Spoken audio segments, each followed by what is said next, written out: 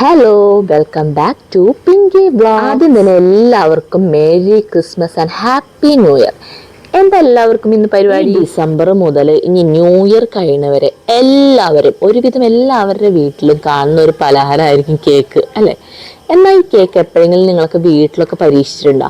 ഇന്നിപ്പോൾ ഞങ്ങൾ ഈ ക്രിസ്മസ് ആയിട്ട് വീട്ടിൽ ഒരു കേക്ക് ഉണ്ടാക്കിയാലോ എന്നൊരു ആലോചന വന്നു.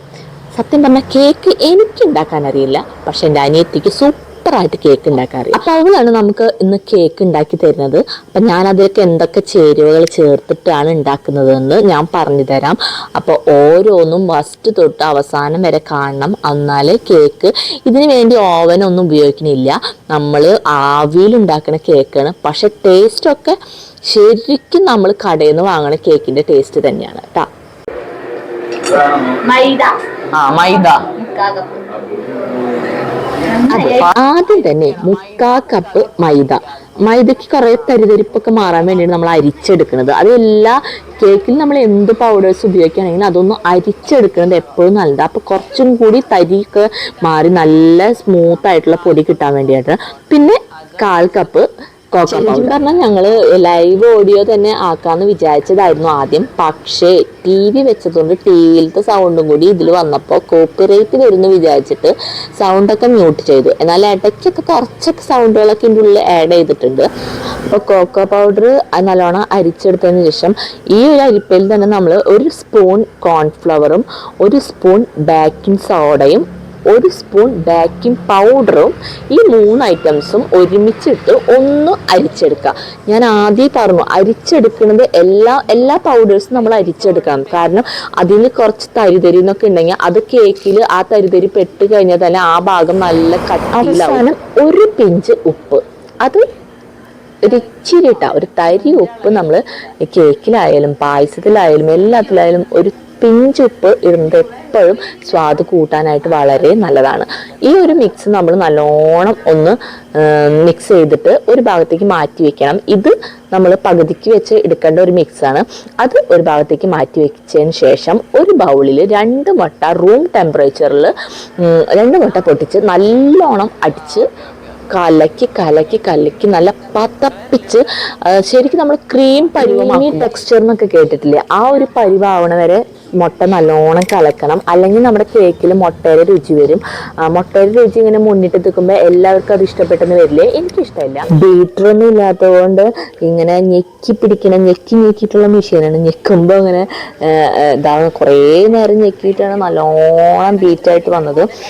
ശരിക്കും പറഞ്ഞാൽ നോ ഓവൻ നോ ബീറ്റർ എന്ന കോൺസെപ്റ്റിലാണ് ഈ കേക്ക് ഉണ്ടാക്കുന്നത്.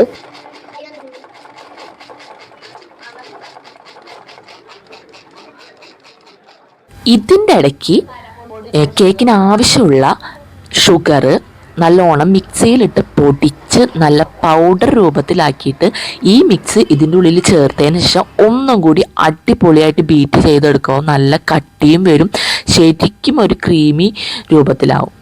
അതുവരെ നല്ലോണം ബീറ്റ് ചെയ്യണം, എന്നാലേ കേക്കിൻ്റെ രുചി കൂട്ടുകയുള്ളൂ. പിന്നെ നല്ല സ്പോഞ്ച് രൂപത്തിൽ കേക്ക് കിട്ടുള്ളൂ. അതിനുശേഷം ഒരു 3/4 കപ്പ് ഓയിലും പിന്നെ ഒരു ചെറിയ സ്പൂണ് വാനില എസൻസും പിന്നെ ഒരു 3/4 കപ്പ് ഇളം ചൂടുവെള്ളവും കൂടി ചേർത്തുകൊണ്ട് വീണ്ടും നല്ലോണം നമ്മൾ കലക്കണം.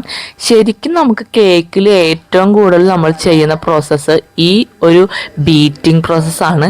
നമ്മൾ എത്രത്തോളം നല്ലോണം ബീറ്റ് ചെയ്ത് അതിൻ്റെ ക്വാണ്ടിറ്റി കൂട്ടുന്നുവോ അതിനനുസരിച്ച് ഈ ഒരു കലക്കൽ പ്രക്രിയയിലാണ് കേക്കിൻ്റെ ഏറ്റവും വലിയ സക്സസ് തന്നെ ഇരിക്കുന്നത്. നമ്മൾ എത്രത്തോളം സ്മൂത്തായിട്ട് കലക്കുന്നുവോ അതിനനുസരിച്ച് നമ്മുടെ കേക്ക് അത്രത്തോളം സക്സസ് ആവുള്ളൂ.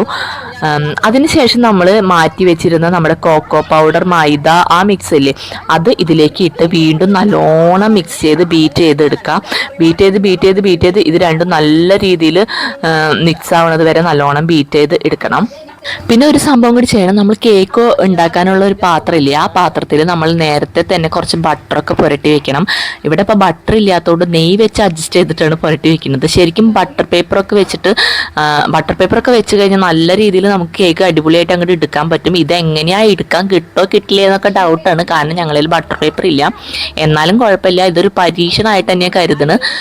സക്സസ് ആവുകയാണെങ്കിൽ ഞാനിത് അപ്ലോഡ് ചെയ്യുള്ളൂ കേട്ടോ എന്നൊക്കെ ഞാൻ വിചാരിച്ചിരുന്നെങ്കിലും പിന്നെ ഞാൻ വിചാരിച്ചു ഇതൊന്നും ഇല്ലെങ്കിൽ തന്നെ നമുക്കിത് ഒരു കേക്ക് അത്യാവശ്യം ഒരു സാമാന്യം നല്ല രീതിയിലുള്ള ഒരു കേക്ക് വീട്ടിലുണ്ടാക്കാം എന്ന് ഞാൻ നിങ്ങൾക്ക് ഈ വീഡിയോയിലൂടെ കാണിച്ചു തരുന്നുണ്ട്.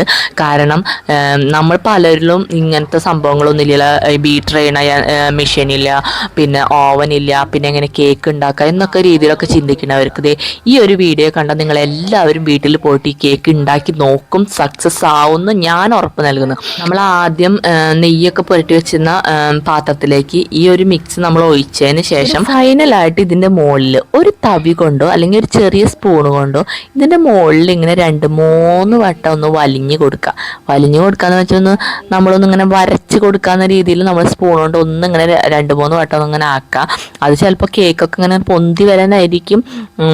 ഞാൻ ആദ്യം തന്നെ പറഞ്ഞു, ഇത് ഞാൻ പറഞ്ഞു ചെയ്യുന്നത് വേറെ ആളാണ്. ഓക്കെ, അതിനുശേഷം ഇതൊന്ന് അലുമിനിയം ഫോയിൽ കൊണ്ട് 4 ഭാഗവും നന്നായി കവർ ചെയ്ത് സെറ്റാക്കാം. ഇനി ഇത് വേവിച്ചെടുക്കാനായിട്ട് ചുവട് കട്ടിയുള്ള ഒരു പാത്രത്തിന്റെ വലിപ്പം നമ്മുടെ ഈ കേക്കിന്റെ പാത്രം അതിൻ്റെ ഉള്ളിലേക്ക് കടത്തി വെക്കുന്ന രീതിയിലുള്ള പാത്രമായിരിക്കണം. പിന്നെ മൂടി അടച്ചുറപ്പുള്ള ഒരു മൂടി ആയിരിക്കണം. ഈ പാത്രം കുറച്ച് പാളിപ്പോയി, ബിരിയാണി പാത്രമാണ് എടുത്തത്. പക്ഷെ ആവി പുറത്തേക്ക് പോയത് കൊണ്ട് മുകളിൽ കുറച്ച് ഒരലും സാധനങ്ങളൊക്കെ വെച്ച് സെറ്റാക്കിയതിന് ശേഷമാണ് ഇത് വെച്ചത്. ഒരു മിനിറ്റ് നല്ല ഫ്ലെയിമിലും പിന്നെ 30 മിനിറ്റ് ലോ ഫ്ലെയിമിലാണ് ഇത് വേവിച്ചെടുക്കേണ്ടത്. 30 മിനിറ്റ് വെക്കുക.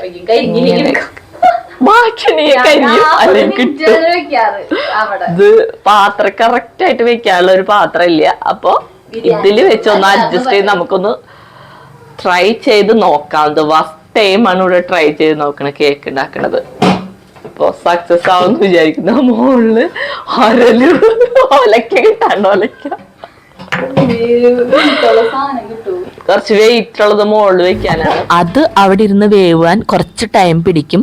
ഗ്യാസ്മ ആയതുകൊണ്ട് 1 മിനിറ്റ് നല്ല ഫ്ലെയിമിലും 40 മിനിറ്റ് എങ്കിലും ലോ ഫ്ലെയിമിലും വെക്കണം. അതിനിടയ്ക്ക് ഞങ്ങൾ കുറച്ച് നേരം കുറച്ച് ഭക്ഷണങ്ങളൊക്കെ കൊണ്ടുവന്നിട്ടുണ്ടായിരുന്നു, വട്ടയപ്പൊക്കെ, അതൊക്കെ കഴിക്കാൻ നിന്നു. പിന്നെ നമുക്ക് ചോക്ലേറ്റ്, അത് ഡെക്കറേറ്റ് ചെയ്യാനായിട്ട് ചോക്ലേറ്റ് ഡയറി മിൽക്കും ഡാർക്ക് ചോക്ലേറ്റാണ് വാങ്ങിച്ചത്. അത് കുറച്ച് ചൂടുവെള്ളം നല്ലോണം തിളപ്പിച്ച വെള്ളത്തിൽ അത് ഒരു പാത്രത്തിൽ ഇട്ടിട്ട് ഇറക്കി വെച്ചിരിക്കുകയാണ്. അതൊന്ന് അലിയാൻ വേണ്ടിയിട്ട് കുറച്ച് പാല് 2 എണ്ണത്തിൽ ഒഴിച്ചു. കുറച്ചൊന്ന് സ്മൂത്ത് പാലൊഴിച്ച് കഴിഞ്ഞാൽ, തിളപ്പിച്ച പാലൊഴിച്ച് കഴിഞ്ഞാൽ കുറച്ചും കൂടി ചോക്ലേറ്റ് ഒക്കെ നല്ല സ്മൂത്തായിട്ട് ആ കേക്കിലേക്ക് അങ്ങോട്ട് ഞങ്ങൾക്ക് അങ്ങോട്ട് ഡെക്കറേറ്റ് ചെയ്യാൻ വേണ്ടിയിട്ടാണ്. അതൊരു വല്ലാത്ത ടാസ്ക്കാണ്.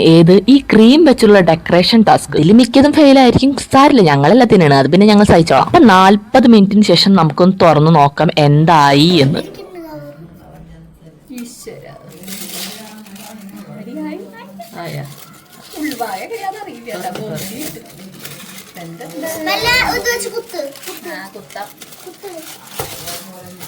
കേക്ക് റെഡി ആയിരിക്കുന്നു. നമ്മുടെ കേക്ക് റെഡി ആയിരിക്കുന്നു. ഡാർക്ക് ഫോറസ്റ്റ് കേക്ക് നമ്മുടെ റെഡി ആയിരിക്കുന്നു. സോറി, ചോക്ലേറ്റ് കേക്ക് വേഗം ചൂടത്തൊന്ന് മാറ്റി വെക്കണം. ഇനി കുറച്ചേരം ഫ്രീസ് ചെയ്യാൻ വെക്കണം. നമുക്ക് ഫ്രീസ് ഒന്നും ചെയ്യണ്ട. ആയോന്ന് റെഡി ആവുകയാണെങ്കിൽ ആയി എന്നർത്ഥം. ഒന്നും കൂടി അതിങ്ങനെ ആക്കുമ്പോ നമ്മുടെ ഈ ക്രീം എന്തെങ്കിലും പറ്റി പിടിച്ചിരിക്കുകയാണെങ്കിൽ അതായിട്ടില്ല എന്നർത്ഥം. അത് ആയി ഈർക്ലീം ഒരു തരി പോലും പറ്റി പിടിച്ച് ഇരിക്കണില്ല, കണ്ട. അപ്പൊ അത് ആയിന്നായി.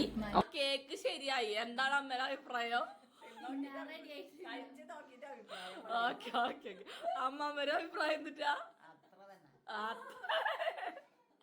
നിങ്ങളുടെ അഭിപ്രായം എന്താന്ന് പറയാമോ? അഭിപ്രായം എന്താ? കുഞ്ഞാപ്പോ കേക്ക് ഓക്കെ പറഞ്ഞേ.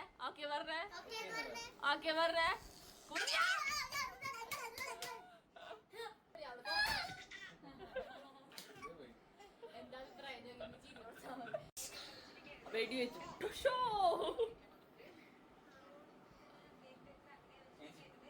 അപ്പൊ ഞങ്ങളുടെ കേക്ക് സക്സസ് ആയി. ഇനി ഫൈനൽ ടാസ്കിലേക്കാണ് പോകുന്നത്, ഡെക്കറേഷൻ ടാസ്ക്. ഇതിൽ ഞങ്ങൾക്ക് ഒരു വിശ്വാസവുമില്ല സക്സസ് ആവും എന്നുള്ള വിശ്വാസം. കാരണം ഇത് കുറച്ച് വലിയ ടാസ്ക്. ഈ വീഡിയോസിലൊക്കെ കാണാം കേക്ക് മേക്കേഴ്സൊക്കെ ഈ കേക്കൊക്കെ ഇങ്ങനെ കറക്കി വിട്ടിട്ടൊക്കെ ഇങ്ങനെ ഡെക്കറേറ്റ് ചെയ്യണത്. ഞങ്ങളൊക്കെ വിചാരിച്ചു അത് കാണുമ്പോൾ അതൊക്കെ വളരെ സിമ്പിളാണ്, കയ്യിൽ മൈലാഞ്ചി ഇടുന്ന രീതിയിലുള്ള സിമ്പിളാണെന്ന് വിചാരിച്ചു. പക്ഷേ ഗേസ് ഇത് സിമ്പിളല്ല, വളരെ കെട്ടിയാണ്. നമ്മൾ ഈ കാണുന്ന രീതിയിലൊന്നല്ല, ഇത് ഭയങ്കര ബുദ്ധിമുട്ടാണ്. ഈ കേക്ക് വിപ്പിംഗ് ക്രീം ഇങ്ങനെ ബീറ്റ് ചെയ്ത് എടുക്കാൻ തന്നെ വളരെ ബുദ്ധിമുട്ടാണ്. ഈ മെഷീനൊക്കെ ഉണ്ടെങ്കിൽ നല്ല സുഖമായിട്ട് നമുക്ക് 2 മിനിറ്റ് തികച്ച് വേണ്ടത് ഈ ക്രീമൊക്കെ നല്ല രീതിയിലൊക്കെ ആയി കിട്ടാൻ. പക്ഷേ ഇത് ഞങ്ങൾക്ക് ചെയ്തപ്പോൾ ഇതിൽ അങ്ങോട്ട് കട്ടി വന്നില്ല വിപ്പിംഗ് ക്രീമിന്. പിന്നെ ഭയങ്കര ബുദ്ധിമുട്ടായി, ഒഴിച്ചപ്പോൾ കുറച്ച് ഫെയിലായി. എന്നാലും കുഴപ്പമില്ല, ഞങ്ങൾ ഫാമിലി മാത്രം കഴിക്കണതല്ലേ എന്നുള്ളൊരു ആശ്വാസം ഉണ്ടായിരുന്നു. ഇമ്പോർട്ടൻ്റ് ആയി നിങ്ങൾ നോട്ട് ചെയ്യേണ്ട കാര്യം, ഞങ്ങൾ ചെയ്യാനായിട്ട് അത് വിട്ടുപോയി. ഈ വിപ്പിംഗ് ക്രീം നല്ലോണം ബീറ്റ് ചെയ്ത് എടുത്തിട്ട് കുറച്ച് നേരം നമ്മൾ അത് ഒന്ന് തണുപ്പിക്കാൻ വേണ്ടി ഫ്രിഡ്ജിൽ വെക്കണം. എന്നാലേ ഇതൊന്ന് ഉറയ്ക്കുള്ളൂ. അതിനുശേഷം നമ്മൾ കേക്കിലേക്ക് പരത്തിയാലേ അത് നല്ല സ്ട്രോങ് ആയിട്ട് നിൽക്കുള്ളൂ. ഞങ്ങൾക്ക് അത് ചെയ്യാൻ പറ്റിയില്ല. അതുകൊണ്ട് ഇതിക്ക് ഒഴിച്ചപ്പോൾ കുറച്ച് നമ്മൾ പിടിക്കാത്ത രീതിയിലായി. ഒഴിക്കുമ്പോൾ അത് താഴത്തേക്കൊക്കെ കുറച്ച് ഒലിച്ചു പോയിരുന്നു. എന്നാലും കുഴപ്പമില്ല, കേക്കൊക്കെ ഞങ്ങൾക്ക് കഴിക്കാനൊക്കെ സൂപ്പറായിരുന്നു. ഇപ്പം ഈ കേക്ക് ഇങ്ങനെ കഷ്ണമായിട്ട് പകുതിയായിട്ട് ഇങ്ങനെ നടുക്കിന്ന് മുറിച്ചെടുത്തിട്ട് ആ നടുഭാഗത്ത് ഞങ്ങൾ മാറ്റി ഉണ്ടാക്കി വെച്ചിരുന്ന ചോക്ലേറ്റില്ലേ, ഡാർക്ക് ചോക്ലേറ്റ് പുരട്ടി അതിന് മുമ്പ് പഞ്ചസാര സിറപ്പ് ഒഴിച്ചതിന് ശേഷം രണ്ടാമത്തെ ബൈറ്റ് എടുത്തിട്ട് വെച്ചിട്ട് അതിൻ്റെ മുകളിലാണ് ഈ വിപ്പിംഗ് ക്രീമൊക്കെ പറ്റി നമ്മൾ ക്രീം കേക്ക്. ഇവിടെ എല്ലാവർക്കും ക്രീം കേക്കിനോടാണ് കൂടുതൽ താല്പര്യം. ക്രീം കേക്ക് ഇഷ്ടമില്ലാത്തവർക്ക് ഇത് ഇങ്ങനെ ഉണ്ടാക്കിയിട്ട് കഴിച്ചാൽ വളരെ ടേസ്റ്റാണ്. അത് ഞങ്ങൾ ടേസ്റ്റ് ചെയ്ത് നോക്ക്. ക്രീം ഇഷ്ടമില്ലാത്തവർക്ക് വേണമെങ്കിൽ അങ്ങനെ ആ കേക്ക് ഉണ്ടാക്കിയാൽ അത് ഫൈനലായിട്ടുള്ള ഒരു റിസൾട്ടാണ് ആ കേക്കിൻ്റെ. പക്ഷെ ഞങ്ങൾക്ക് എല്ലാവർക്കും ക്രീം കേക്ക് ആയതുകൊണ്ട്, ക്രീം മസ്റ്റ് ആയതുകൊണ്ടാണ് ഞങ്ങൾ ഇതൊക്കെ ഇട്ട് പരത്തുന്നത്. ഡെക്കറേഷനൊന്നും ഒരു കുറവ് വരുത്തിയിട്ടില്ല. മുകളിൽ ചോക്ലേറ്റ് ബൈറ്റ്സ് ഒക്കെ ഇങ്ങനെ വെച്ച് 4 ഭാഗവും നല്ലോണം ഒന്ന് മെരുക്കി എടുത്തിട്ട് അടിപൊളിയാക്കി. കേക്കൊക്കെ സൂപ്പറായിരുന്നു. നിങ്ങളെല്ലാവരും വീട്ടിൽ ഇതൊന്ന് ട്രൈ ചെയ്ത് നോക്കണം. No oven, no beating machine ഒന്നും ഇല്ലാണ്ട് ഉണ്ടാക്കിയ ഒരു കേക്കാണ്. ശരിക്കും കണ്ടു കഴിഞ്ഞാൽ ഞങ്ങൾക്ക് ഇഷ്ടപ്പെട്ടു. നിങ്ങൾക്ക് ഇഷ്ടപ്പെട്ടോ എന്ന് അറിയില്ല. ഇഷ്ടപ്പെട്ടെങ്കിൽ കമൻറ്റ് ചെയ്യണം. നിങ്ങൾ ട്രൈ ചെയ്തെങ്കിൽ എങ്ങനെ ഉണ്ടായിരുന്നു എന്നെങ്കിലും എന്നോട് വന്ന് കമൻറ്റ് ബോക്സിൽ കമൻറ്റ് ചെയ്യണം. അപ്പോൾ എല്ലാവർക്കും എൻ്റെ വീഡിയോ ഇഷ്ടപ്പെട്ടെന്ന് കരുതുന്നു. ഇഷ്ടപ്പെട്ടാൽ എൻ്റെ ചാനൽ സബ്സ്ക്രൈബ് ചെയ്യാൻ മറക്കരുത്. നിങ്ങളുടെ വാല്യുബിൾ കമൻറ്റ്സ് എനിക്ക് കമൻറ്റ് ബോക്സിൽ വന്ന് ചെയ്യണം. അപ്പോൾ അത്രയേ ഉള്ളൂ. ഒരു വട്ടം കൂടി എല്ലാവർക്കും merry Christmas and happy new year. എല്ലാവരും വീടുകളിൽ അടിച്ച് പൊളിച്ച് ആഘോഷിക്കണം. നമ്മുടെ ഈ ഒരു വർഷം കഴിഞ്ഞ് അടുത്ത വർഷത്തിലേക്കുള്ള ഒരു കാൽവയ്പ്പാണ്. അപ്പം എല്ലാവർക്കും എല്ലാ ഐശ്വര്യങ്ങളും സന്തോഷങ്ങളും ഉണ്ടാവാനായിട്ട് ഈശ്വരനോട് ഞാൻ പ്രാർത്ഥിക്കും. അപ്പം അത്രയ്ക്കുള്ളൂ. അപ്പം ടാറ്റ ബൈ, സീ യു.